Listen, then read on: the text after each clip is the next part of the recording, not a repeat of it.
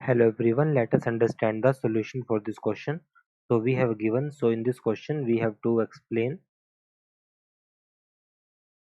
filling the blank, the cathode ray emitted from a concave cathode meets at. तो यहाँ पर मुझे cathode ray के बारे में बताना है कि अगर वो कनकेव से निकलती है तो किस प्रकार से वो कहाँ पर मीट करेगी।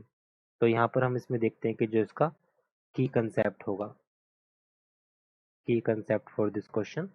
तो यहाँ पर हम कह सकते हैं कि जो हमारे पास कैथोड रेज जो होती है, कैथोड रेज, जो कैथोड रेज होती है वो हमेशा क्या होते हैं, cathode rays are beam of electron.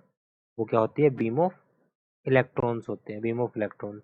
तो अगर हम इसको एक सिंपल से डायग्राम से अगर इसको शो करें,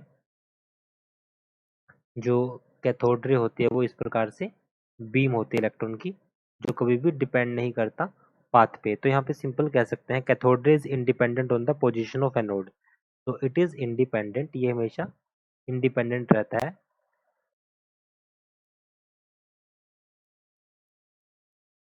so it always independent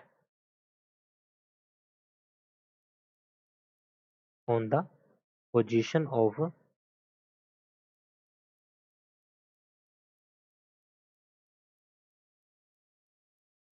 of cathode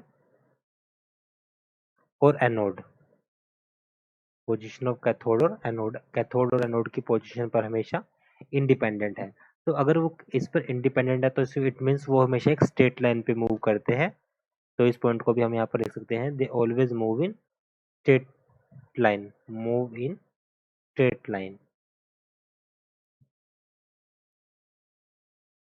they always move in straight line. अगर वो स्ट्रेट लाइन में मूव करते हैं तो always emitted in straight line from cathode and perpendicular direction से होगा।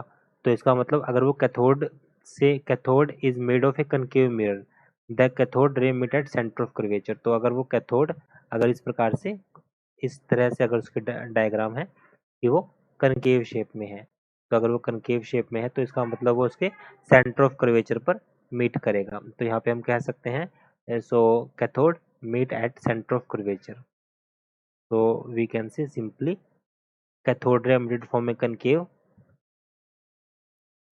cathode and meets at center of curvature.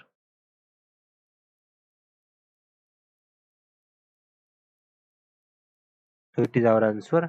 I hope you understood this explanation. Thank you.